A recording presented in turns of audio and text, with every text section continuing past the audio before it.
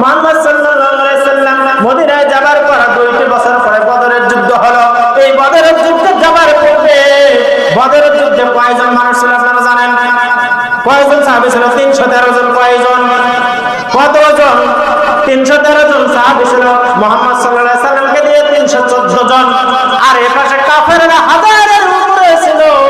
এভাবে যখন যুদ্ধের পরিস্থিতি হয়ে গেল, এপাশে তাদের সঙ্গে কাফের বেঈমানের হাতে সমস্ত প্রকার ঘোড়া, সমস্ত প্রকার অস্ত্র শস্ত্র আছে, আর সাহাবাদের সঙ্গে কোনো অস্ত্র শস্ত্র নাই, কোনো কিছুই নাই। এবার আল্লাহ তাআলার সাহায্য চাইলেন মুহাম্মদ সাল্লাল্লাহু আলাইহি সাল্লাম।